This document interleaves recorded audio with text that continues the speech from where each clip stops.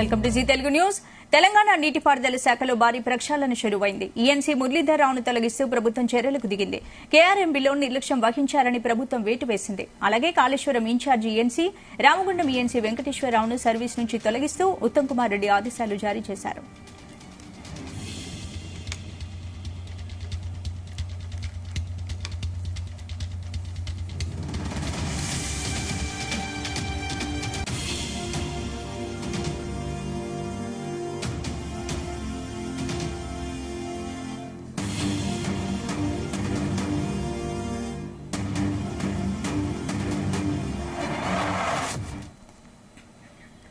Medigadda project కుంగిపోతే KCR ఎందుకు నోరు మెదపడం లేదని ప్రశ్నించారు మంత్రి ఉత్తమ్ కుమార్ రెడ్డి. కాళేశ్వరం కట్టడానికి 1,00,000 కోట్లు ఖర్చు చేసింది, 10,000 కోట్ల రూపాయలు వడ్డీలు చెల్లిస్తుంది నిజం కాదా అని ప్రశ్నించారు. సూర్యాపేట జిల్లాలో పర్యటించారు మంత్రులు ఉత్తమ్, తుమ్మల, దామోదర రాజనరసింహ. హుజూర్ నగర్, కోదాడ నియోజకవర్గాల్లో పలు అభివృద్ది కార్యక్రమాల్లో పాల్గొన్నారు. కోదాడలో 100 పడకల ఆసుపత్రికి శంకుస్థాపన చేశారు. అనంతరం హుజూర్ నగర్లోని వైద్య ఆరోగ్య శాఖపై సమీక్ష నిర్వహించారు. హుజూర్ నగర్ నియోజకవర్గంలో అందరికీ వైద్య సౌకర్యం అందేందుకు కాంగ్రెస్ పార్టీ కృషి చేస్తుందని తెలిపారు. కోదాడ ప్రాంతం హైవేపై ఉండడం వల్ల వైద్యపరమైన సేవలు అందించేందుకు ప్రత్యేకంగా సెంటర్స్ ఏర్పాటు చేస్తామని తెలిపారు.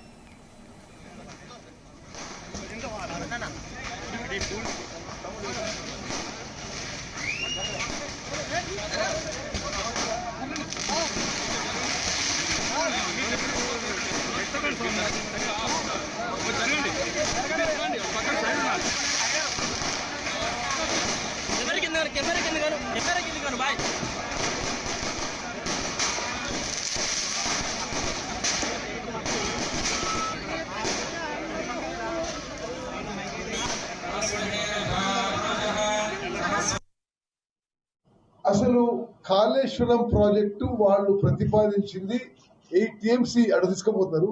2 టీఎంసీల కోసం 1,00,000 ఎకరాలు 1,00,000 కోట్లు క్యాపిటల్ కాస్ట్, సంవత్సరానికి 10,000 కోట్లు రన్నింగ్ కాస్ట్. 8 టీఎంసీలు ఉచితంగా గ్రావిటీ ద్వారా వచ్చే నీళ్లు వదులుకొని 2 టీఎంసీ లిఫ్ట్ ద్వారా 1,00,000 crores క్యాపిటల్ కాస్ట్, 10,000 కోట్లు రన్నింగ్ కాస్ట్. దీని ఇవ్వబడ్డాడు.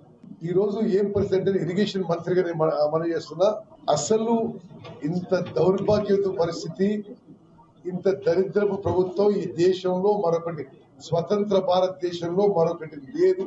టిఆర్ఎస్ ప్రభుత్వం లాగా 1,00,000 కోట్లతో మీరు ప్రాజెక్ట్ కడితే ఆ బ్యారేజ్లు కూలిపోతున్నాయి. ఇప్పుడు విజిలెన్స్ ఎంక్వైరీ రిపోర్ట్ వచ్చింది. పూర్తిగా గత ప్రభుత్వం వైఫల్యం వల్లనే ఆ బ్యారేజ్ కూలిపోయింది. అది పాక్షికంగా కూలిపోయింది, మొత్తం కూలిపోయే ప్రమాదం ఉందని చెప్పి రిపోర్ట్ లో ఉంది. అదేవిధంగా ఇప్పటివరకు కూలిపోయింది మేడిగడ్డ బ్యారేజ్, అన్నారం బ్యారేజ్ కూడా ప్రమాదంలో ఉంది, సుందిళ్ల బ్యారేజ్ కూడా ప్రమాదంలో ఉందని చెప్పి ఎంక్వైరీ రిపోర్ట్ తేల్చి చెప్పింది. ఇటు మేడిగడ్డ బ్యారేజ్ విషయంలో అక్టోబర్ 21వ తారీఖున బ్యారేజ్ కూలిపోతే ఆనాటి నుంచి ఈనాటి వరకు కేసీఆర్ ఒక్క మాట మాట్లాడిందా? తెలంగాణ ప్రజలు ఆలోచన చేయాలి. మరి మేడిగడ్డ బ్యారేజ్ కుంగిపోయి కూలిపోతే ఎందుకు నోరు మెదపలేదు? మరి వారు చెప్పిందన్నీ పచ్చి అబద్దాలు. అసలు కాళేశ్వరం ప్రాజెక్టు వాళ్ళు ప్రతిపాదించింది 8 టీఎంసీ. ప్రతిపక్షంలో ఉన్న తమదెప్పుడు ప్రజాపక్షమే అన్నారు మాజీ మంత్రి హరీష్ రావు. జనగామలో బీఆర్ఎస్ మీటింగ్ లో పాల్గొన్నారు హరీష్. 100 రోజుల్లో హామీలు నెరవేరుస్తానని కాంగ్రెస్ ప్రభుత్వం ప్రజల్ని మోసం చేసిందన్నారు. కాంగ్రెస్ రైతులకు 4 మోసాలు చేసిందన్నారు. రైతు బంధు ఇవ్వలేదని, రుణమాఫీ చేయలేదని, 24 గంటల ఫ్రీ కరెంటు ఊసేలేదని విమర్శించారు. హామీలపై ప్రశ్నిస్తే బూతులు తిడుతున్నారని మండిపడ్డారు.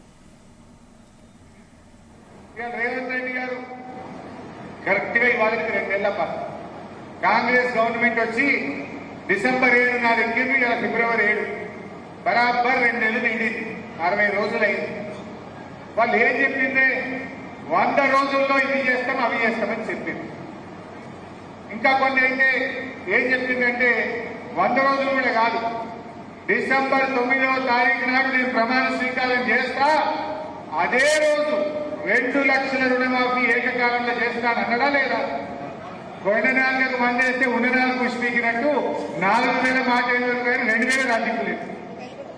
పోయిన జనవరిలో వృద్ధులకు, వితంతువులకు, వికలాంగులకు పెన్షన్ రాలేదు. మొన్న ఫిబ్రవరి 2వ తారీఖు ఫిబ్రవరి పెన్షన్ ఇచ్చింది. అంటే మధ్యలో ఒక నెల పెన్షన్ ఎగరగొట్టింది. ఈ ముచ్చట మీ ఊర్లలో పోయి వృద్ధులతో, వితంతులతో, బీడీ కార్మికులతో, మా నేత గీత కార్మికులతో మీరు చర్చ పెట్టాలన్నా వద్దా? వాళ్ళు చెప్పిందేమో 4,000, ఇచ్చే 2,000 కూడా ఎగబెట్టింది. అంటే ఇప్పుడు ఎంత అబద్దాలు మాట్లాడతారు. ఇటువంటి బట్టే భాష మాటలు చెప్పి వాళ్ళ అధికారంలోకి వచ్చింది.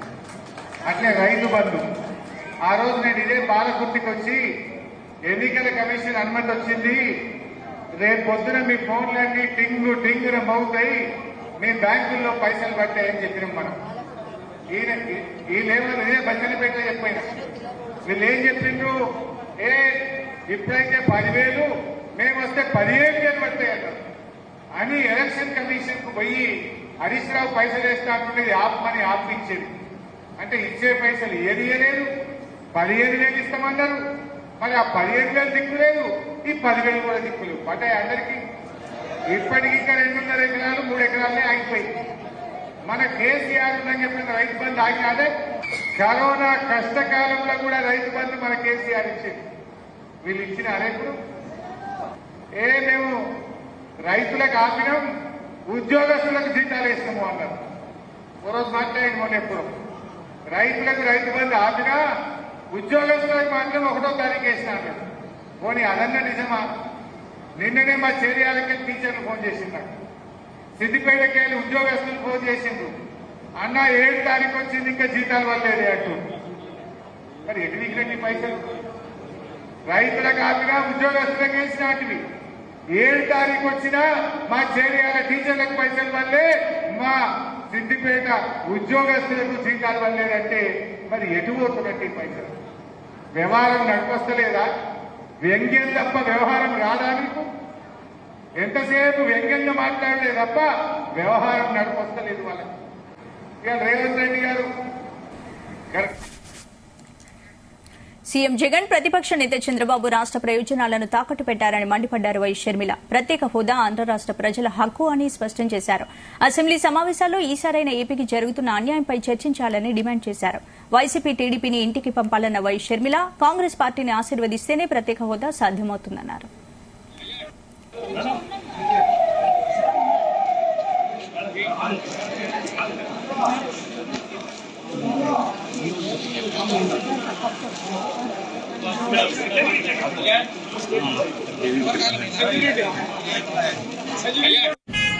ఆంధ్ర రాష్ట్ర కాంగ్రెస్ పార్టీకి అధ్యక్షురాలిని. ఈ రాష్ట్రంలో నాకు తిరగాల్సిన అవసరం ఉంటుంది. ఈ రాష్ట్రంలో తిరిగినప్పుడు నాకు భద్రత కల్పించాల్సిన అవసరము ప్రభుత్వానికి ఎంతైనా ఉంది. కానీ అవేవి పట్టనట్టు ఒక మహిళ అని కూడా చూడకుండా, అధ్యక్షురాలు అన్న ఇంగితం లేకుండా ఈరోజు మేము అడిగినా కూడా మాకు సెక్యూరిటీ కల్పించడం లేదు అంటే మరి మీకు ప్రజాస్వామ్యం గురించి చిత్తశుద్ధి ఉందా? ప్రజాస్వామ్యం ఇది అన్న ఆలోచన ఉందా, గుర్తుందా అని అడుగుతున్నాం. మీకు సెక్యూరిటీ ఉంటే సరిపోతుందా? మీరు పెద్ద పెద్ద కోటలు, పెద్ద పెద్ద గడిలలో కట్టుకుని మీరు బతికితే సరిపోతుందా? మిగతా వాళ్లకు, ప్రజలకు భరోసా ఇవ్వాల్సిన అవసరం లేదా? ప్రతిపక్షాలకు రక్షణ కల్పించాల్సిన అవసరం లేదా? అంటే మా చెడు కోరుకుంటున్నారనే కదా దాని అర్థం. మాకేదైనా ప్రమాదం సంభవించాలని మీరు అనుకుంటున్నారనే కదా అర్థం. ప్రమాదాలు సంభవించడమే కాకుండా ప్రమాదాలు కల్పించే వాళ్ళలో కూడా మీ వాళ్ళు ఉంటారనే కదా మీరు చెప్పదలుచుకున్నది. ఎక్కడ ప్రజాస్వామ్యం? కనీసం ఈసారైనా అటు పాలక పక్షమైనా ప్రతిపక్షమైనా ఆంధ్ర రాష్ట్రానికి జరుగుతున్న అన్యాయం గురించి ఆలోచన చేయాల్సిన అవసరం ఉంది. ప్రతిపక్ష నాయకుడికైతేనేమి, పాలకపక్ష ముఖ్యమంత్రి గారి జగనన్న గారికైతేనేమి లేఖలు రాయడం జరిగింది. ఆంధ్ర రాష్ట్ర ప్రజల హక్కుల తీర్మానం అని, ఆంధ్ర రాష్ట్ర ప్రజల హక్కుల కోసం ఒక తీర్మానం చేయాలని సూచించడం జరిగింది. మేము ఎందుకు డిమాండ్ చేశామంటే ప్రత్యేక హోదా ఆంధ్ర రాష్ట్ర ప్రజల హక్కు కాబట్టి, పోలవరం ప్రాజెక్టు ఆంధ్ర రాష్ట్ర ప్రజల హక్కు కాబట్టి, మనకు రాజధాని సాకారం చేసుకోవడము ఆంధ్ర రాష్ట్ర ప్రజల హక్కు కాబట్టి గత 10 ఏళ్లుగా కేంద్ర ప్రభుత్వంలో ఉన్నది బీజేపీ పార్టీ, ఒకటే ప్రభుత్వమే ఉంది. అయినా కూడా 1 సంవత్సరం కూడా మన గురించి ఆలోచన చేసింది లేదు. ఇంతకుముందు 5 సంవత్సరాలు చంద్రబాబు గారు ముఖ్యమంత్రిగా ఉన్నారు. ఆ తర్వాత ఇప్పుడు 5 సంవత్సరాలు జగనన్న గారు ముఖ్యమంత్రిగా ఉన్నారు. కానీ ఇప్పటి వరకు కూడా ఆంధ్ర రాష్ట్ర ప్రజల హక్కుల గురించి ఎవరూ ఆలోచన చేసింది లేదు. స్వలాభం ఏపీలో నిరుద్యోగులకు ప్రభుత్వం గుడ్ న్యూస్ తెలిపింది. డీఎస్సీ నోటిఫికేషన్ విడుదల చేసింది. 6,100 టీచర్ల పోస్టుల భర్తీకి మంత్రి బొత్స నోటిఫికేషన్ విడుదల చేశారు. ఎస్టీ పోస్టులు 2,280 ఉండగా స్కూల్ అసిస్టెంట్ పోస్టులు 2,299 ఉన్నాయి. 1,264 టీజీటీ పోస్టులు, 215 పీజీటీ పోస్టులకు నోటిఫికేషన్ విడుదలైంది. ఈ నెల 12 నుంచి డీఎస్సీ ప్రక్రియ ప్రారంభం కానుంది. ఈ నెల 22 వరకు ఆన్లైన్లో దరఖాస్తులు తీసుకోనున్నారు. మార్చి 5 నుంచి హాల్ టికెట్స్ డౌన్లోడ్ కాగా మార్చి 15 నుంచి 30 వరకు డీఎస్సీ పరీక్షలు జరగనున్నాయి. మార్చి 31 ప్రాథమిక కీ విడుదల చేసి ఏప్రిల్ 7న ఫలితాలు ప్రకటిస్తామని మంత్రి బొత్స తెలిపారు.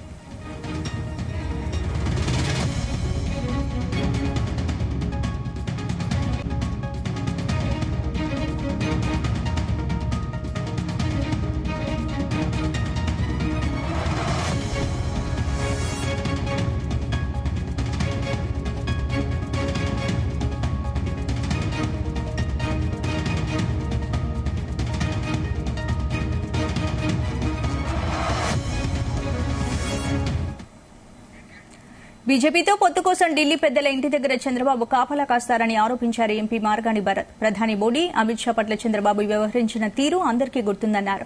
టీడీపీతో పొత్తుకు బీజేపీ అంగీకరిస్తుందని తాను అనుకోవడం లేదన్నారు. సీఎం జగన్ ను చూసి చంద్రబాబు కూడా ఎలాంటి ఎజెండా లేకుండా సిద్దమంటున్నారని ఎద్దేవా చేశారు. రాజమండ్రిలో నిర్మాణంలో ఉన్న మోనంపుడి ఫ్లైఓవర్ పనులను ఎంపీ మార్గాని పరిశీలించారు. మార్చి నాటికి పనులు పూర్తవుతాయని స్పష్టం చేశారు. పవన్ కళ్యాణ్ గారు, చంద్రబాబు నాయుడు గారు వాళ్ళు రాజకీయ ఎత్తుగడలు ఏంటనేది అందరికీ అర్థమవుతాం. కేవలం వాళ్ళ సింగిల్ పాయింట్ ఎజెండా ఏంటంటే మొత్తం అందరినీ కూడా కూడగట్టుకోవాలా, జగన్మోహన్ రెడ్డి గారి పైన సింహం పైన పోరాడాలి. గుంట నక్కలన్నీ చేరుతూ ఉన్నాయి సింహం పైన పోరాడడానికి. ఎప్పుడు సింహం అడవికి రాజే. ఖచ్చితంగా జగన్మోహన్ రెడ్డి గారు ఆంధ్రప్రదేశ్కి రాజు. అదే స్థాయిలో రేపు జగనన్న ప్రపంచం ఉండబోతా ఉంది ఎన్ని పార్టీలు కలిసినప్పటికీ కూడా. మరి ఇవాళ చంద్రబాబు నాయుడు గారు, పవన్ కళ్యాణ్ గారు వీళ్ళందరూ కూడా ఢిల్లీ వెళ్తున్నారని చెప్పి వార్తలు వస్తూ ఉన్నాయి. అంటే బీజేపీ పెద్దల అపాయింట్మెంట్ గురించి వాళ్ళ గేట్లు కాడ పడిగాపులు కాస్తూ ఉంటారు. వీళ్ళకి అలవాటే, పెద్దగా ఏం చెప్పక్కర్లా. ఎప్పుడు అపాయింట్మెంట్ ఇస్తారా? ఆయన చంద్రబాబు నాయుడు గారు గతంలో చెప్పేవాడు, నేను 27 సార్లు ఢిల్లీ వెళ్ళాను, నాకు ఒక్కసారి కూడా అపాయింట్మెంట్ ఇవ్వలేదని చెప్పి ఏడుస్తూ చెప్పాడు. ఈసారి కూడా అదే టైప్లో ఉంటుందని మేము కూడా అనుకుంటాం. ఎప్పుడు ఢిల్లీ వెళ్ళినా కూడా వీళ్ళని పెద్ద లైట్గా తీసుకుంటారు.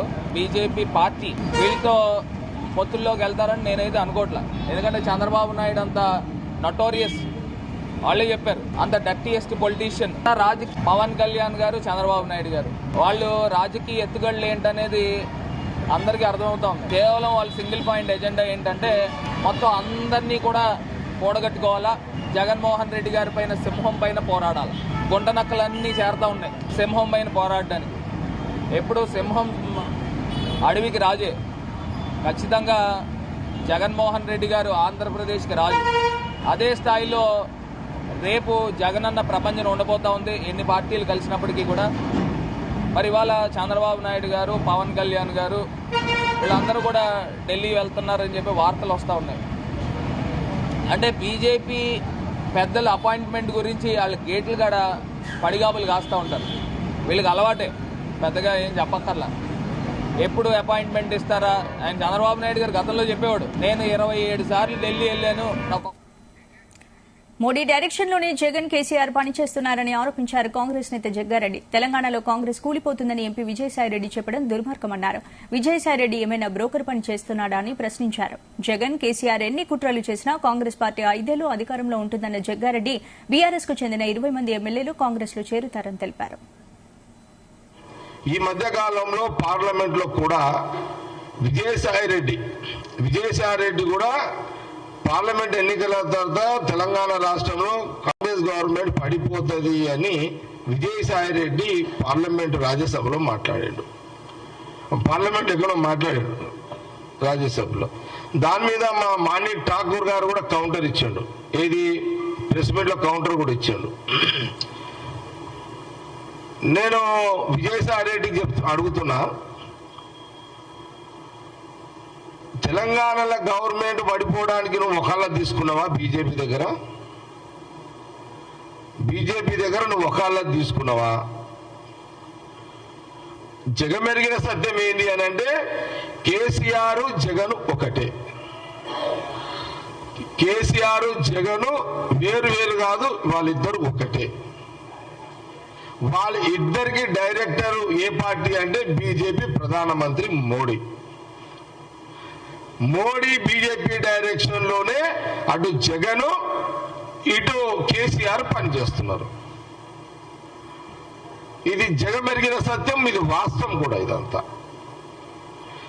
విజయసాయి రెడ్డి, నువ్వేమన్నా రాజ్యసభ మెంబర్వా లేదా బ్రోకర్ దుకాణం పెట్టుకున్నావు? ఏమన్నా దుకాణం పెట్టుకున్నావు? నువ్వేమన్నా ఈ పార్టీని వాడేయాలని, ఈ గవర్నమెంట్ని వాడేయాలని దుకాణం పెట్టావా? అసలు విజయసాయి రెడ్డికి అనేటువంటి విలువలు ఉన్నాయా? విజయసాయి రెడ్డికి విలువలున్న నాయకుడు అసలు? ఒక సందర్భంలో జగన్ ముఖ్యమంత్రి, అప్పుడున్న కేసీఆర్ ముఖ్యమంత్రి దగ్గరికి ఇంటికి పోతే ఆ రోజు వీడియోస్ మనం చూసినాం. ఆ రోజు 2 కాళ్ళ మీద విజయసాయి రెడ్డి పడ్డాడు, కాళ్ళు మొక్కాడు. తెలంగాణలో రేవంత్ రెడ్డి ప్రభుత్వంపై వైసీపీ ఎంపీ విజయసాయిరెడ్డి చేసిన వ్యాఖ్యలపై తీవ్రస్థాయిలో మండిపడ్డారు కాంగ్రెస్ నేత అద్దంకి దయాకర్.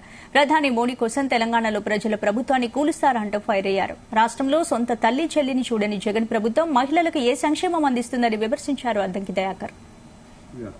విజయసాయిరెడ్డి మాట్లాడిన మాటలు కనుక చూస్తే ఒక రాజకీయ అజ్ఞానిగా, మరి పెద్దల సభకు ఎట్ట ప్రాతినిధ్యం వహిస్తుండో నాకు తెలియదు, కానీ ఇంత అక్కసు తెలంగాణ ప్రభుత్వం మీద ఎందుకు? మోడీ ప్రాపకం పొందాలనుకుంటే, మోడీ కాడ మార్కులు ఎక్కువ వేసుకోవాలనుకుంటే ఏర్పడ్డ ప్రభుత్వాలను కూలగొడతామని చెప్పి నిండు సభలో మాట్లాడమా?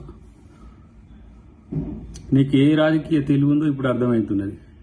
Chartered accountant turned political leader, లేకపోతే జగన్కు సలహాదారుగా ఉన్నట్టుగా ఉండి మారిన పొలిటికల్ లీడర్ లెక్క ప్రభుత్వాలు మారవు మిత్రమా.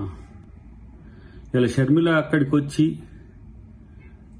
కాంగ్రెస్ ను బలోపేతం చేయడం అనేది నీకు నచ్చకపోవచ్చు, అందుకనే కాంగ్రెస్ మీద అక్కసు వెళ్ళబుచ్చుకుంటున్నావేమో. డెఫినెట్ గా రేపు ఏ విధంగా రాజకీయంగా మీకు సమాధానం చెప్పాలనో కాంగ్రెస్ పార్టీ చెప్తుంది. కానీ కేసీఆర్తో అంటగాగుతున్న మీరు మీ అక్కస్ను వెళ్ళగక్కడం అనేది దేనికి సంకేతమో ఆలోచించుకో. రేపు ఎన్నో రోజులు జరగదు మీ వైఎస్ఆర్సీపీ ప్రభుత్వం అక్కడ అని కూడా మేము కామెంట్ చేయాలనా? అది చేయడం రాజనీత? ప్రజలు ఎన్నుకున్న ప్రభుత్వం 5 సంవత్సరాల పాటు కొనసాగాలని ప్రజాస్వామ్యవాది ఎవడైనా కోరుకుంటాడు తప్పితే మీ అవసరాల కొరకు, మీకు కేసీఆర్కున్న సంబంధాల కొరకు ఎంతో బాధపడుతున్నట్టుంది కాంగ్రెస్ పార్టీ తెలంగాణలో వచ్చినందుకు మీలాంటి వాళ్ళందరూ కూడా. ఇలాంటి పైరవికారుల ముచ్చట్లు, లేదంటే ఏదో లెక్కలు చేసి ఎక్కాలు చేసినట్టు ప్రభుత్వాలు ఉండవు. అన్నిటికంటే ముఖ్యంగా మీకు ఒక సమాధానం చెప్పాల్సిన అవసరం ఉంది. ఇలా మీరు రాజశేఖర రెడ్డి గారి వారసత్వం అనుకుంటూ తిరుగుతున్న పరిస్థితుల్లో ఎవరికి మద్దతు చెప్తున్నారు? మీరు ఎవరి మోచేతి నీళ్లు తాగడానికి రాజకీయాలు చేస్తున్నారు? మోడీ దగ్గర అంటగాగుతూ, మోడీతో సెయిల్ అవుతూ ఇలా కాంగ్రెస్ పార్టీ విమర్శించే స్థాయా మీది? కాంగ్రెస్ పార్టీ త్యాగాల ముందు ఇలా మీ బతుకు ఉన్నదంటేనే కాంగ్రెస్ పార్టీ పుణ్యమని, రాజశేఖర రెడ్డి గారి పుణ్యమని. బీజేపీకి రాజీనామా చేశారు మాజీ మంత్రి బాబు మోహన్. తెలంగాణ బీజేపీ పెద్దలు తనను తీవ్రంగా ఇబ్బంది పెడుతున్నారని ఆరోపించారు. బీజేపీ పార్టీ కోసం ఎంతో కష్టపడ్డ తాను చాలాసార్లు అవమానించారని బాబు మోహన్ ఆవేదన వ్యక్తం చేశారు. వరంగల్ ప్రజలకు ఎంపీగా సేవలు అందించాలని నిర్ణయించుకున్నానని తెలిపారు. అసెంబ్లీ ఎన్నికల నుండి నా ఫోన్ కూడా ఎత్తకుండా బీజేపీ సన్నాసి నాయకులు చిల్లరగా వ్యవహరిస్తున్నారని బాబు మోహన్ మండిపడ్డారు. ఈ బీజేపీ పార్టీలో డైరెక్ట్గా నేను దూరంగా ఉన్నప్పుడు బాగానే ఉంది. చేరిన కాడ నుంచి ఈ 5 సంవత్సరాల్లో నేను పడ్డ గోస బహుశా ఎవరికీ జరగకూడదు. ఇలా జరిగింది ఏంటంటే, బీజేపీ పార్టీలో చేరమని వస్తే లక్ష్మణ్ గారు, మురళీధర్ గారు, ఇంకా కొందరు పెద్దల మనుషులు వరంగల్ ఎంపీ టికెట్ నాకు ఇస్తానంటేనే చేరతా, లేకుంటే చేరనని చెప్పాను. మీ అదేం భాగ్యం మాకు అది అని చెప్పారు. నీకే అన్నారు. సరే పార్టీలో చేరాను. నేను ఇక్కడ 3 సార్లు ఎమ్మెల్యేగా పనిచేస్తూ సేవలు అందిస్తూ మంత్రిగా 2 రాష్ట్రాలకు పనిచేస్తూ ఉన్నాను కనుక నేను ఆ కోరిక కోరిన బీజేపీ పార్టీని. సరే అన్నారు. ఢిల్లీ పంపిన లిస్టు నా పేరే లేకుండా నీలాంటి క్యాండిడేట్ మాకు ఎక్కడ దొరుకుతారు, మా అదృష్టం అన్న మనుషులు. అంత పెద్ద మనిషి మురళీధర్ గారు, అంత పెద్ద మనిషి లక్ష్మణ్ గారు, వారికి ఇప్పుడు 3 పోస్టులు ఉన్నాయి. 3 ఒక పోస్టే దండగా అనుకోండి. అంత పెద్ద మనిషి ఒక రాష్ట్ర అధ్యక్షుడు నా పేరు లేకుండా పంపితే వెంటనే ఢిల్లీ ఫోన్ చేశాను. నేను చెప్పాల్సిన వాళ్ళు చెప్పినా. నేను నాకు నియోజకవర్గం పని చెప్పే నియోజకవర్గం ఏ రాష్ట్రాలకు పంపితే ఆ రాష్ట్రాలు 12 రాష్ట్రాలు తిరిగాను. ఢిల్లీ ఎలక్షన్స్కి నేనే, బొంబాయికి నేనే, ఇది పశ్చిమ బెంగాల్ అక్కడ ఒక ఎంపీకి ప్రచారానికి అటు పంపారు, ఒరిస్సా పంపారు, అండమాన్ కూడా పంపారు, ఇట్లా కర్ణాటక గిరినాడు ఎక్కడెక్కడికో పంపితే అక్కడక్కడికి పోయి ప్రచారాలు చేసి నేను పోయిన కడలు గెలిపించే వచ్చాను.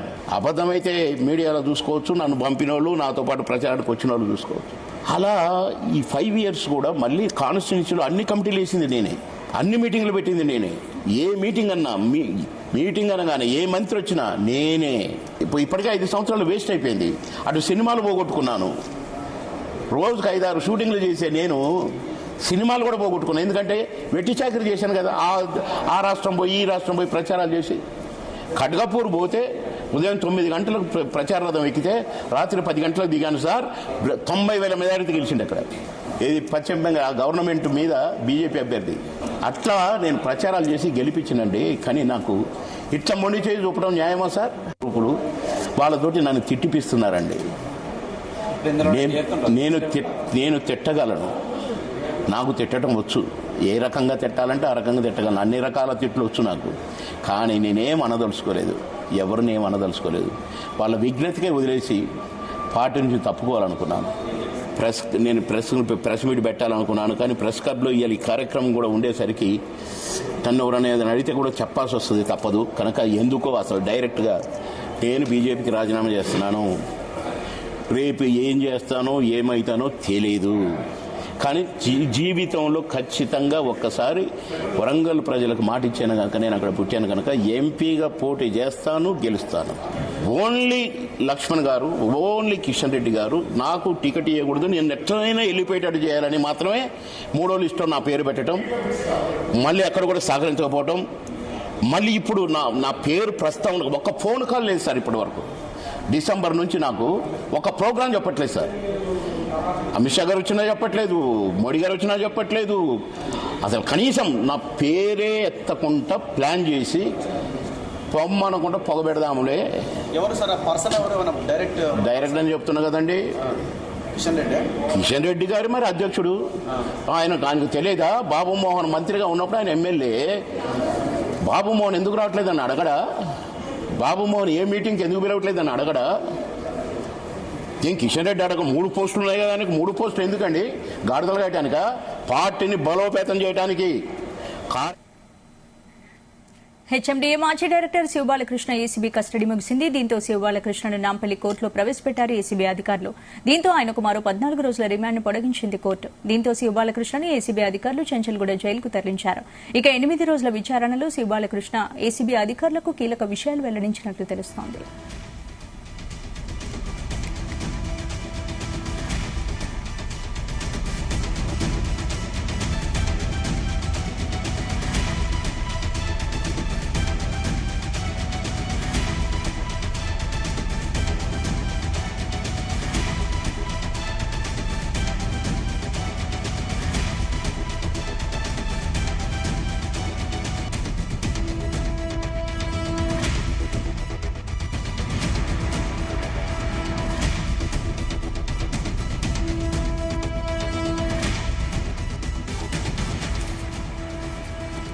ఇప్పటివరకు శివబాలకృష్ణ నుంచి 250 కోట్ల రూపాయల అక్రమాస్తులను ఏసీబీ అధికారులు గుర్తించారు. శివబాలకృష్ణ పేరుతో 214 ఎకరాల భూమి ఉన్నట్లు ఏసీబీ గుర్తించింది. అటు తెలంగాణతో పాటు విశాఖపట్నంలో కూడా శివబాలకృష్ణకు 29 ప్లాట్స్ ఉన్నట్లు గుర్తించారు. ఇందులో మొత్తం 19 ఓపెన్ ప్లాట్స్, 7 ఫ్లాట్స్, 3 విల్లాలున్నాయి. తెలంగాణతో పాటు ఏపీలో కూడా శివబాలకృష్ణకు ఫ్లాట్స్ ఉన్నట్లు గుర్తించారు. ఇక లాకర్స్ లో ఉన్న బంగారం, ఆస్తులకు సంబంధించి పలు కీలక పత్రాలను సీజ్ చేశామని ఏసీబీ అధికారులు వెల్లడించారు. ఈ కేసులో మరో 3 అరెస్ట్ చేయబోతున్నట్లు చెప్పారు.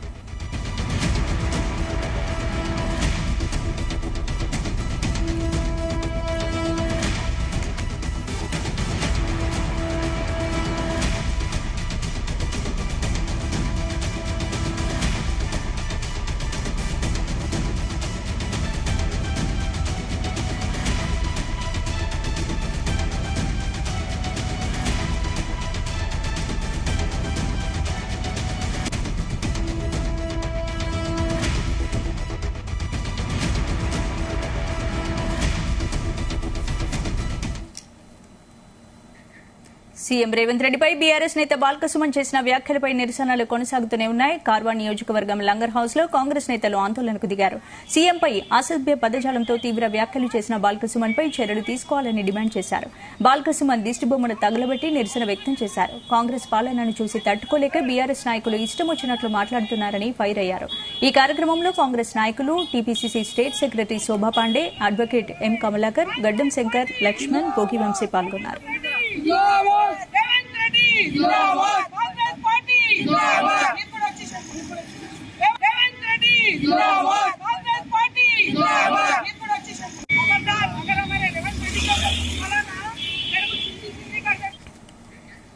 దాదాపు 16,000 బియ్యపు గింజలతో అయోధ్య రామ మందిరాన్ని అద్భుతంగా రూపొందించారు జగిత్యాలకు చెందిన దయాకర్. ఇటీవల ప్రధాని నరేంద్ర మోడీ భవ్యరామ మందిరంలో బాలరాముని ప్రాణప్రతిష్ఠ చేసే సమయం నాటికే ఈ కార్యక్రమాన్ని ప్రారంభించి విజయవంతంగా పూర్తి చేసినట్లు దయాకర్ తెలిపారు. ఎంతో ఓపికగా ఒక్కొక్క గింజను ఒడిసిపెట్టి అద్భుత నిర్మాణాన్ని రూపొందించడం అభినందనీయమని మాజీ మంత్రి, నటుడు బాబుమోహన్ అన్నారు. ఇంతటి ఘనత సాధించిన దయాకర్ను తన చేతులతో సన్మానించడం ఎంతో గర్వంగా ఉందన్నారు. వరల్డ్ రికార్డ్స్ సాధించిన చిరంజీవి దయాకర్ను మనస్ఫూర్తిగా అభినందిస్తున్నట్లు దైవజ్ఞ శర్మ అన్నారు. 30 రోజుల పాటు రోజుకు 2 గంటలు శ్రమించి ఈ అద్భుత నిర్మాణాన్ని రూపొందించినట్లు చెప్పారు.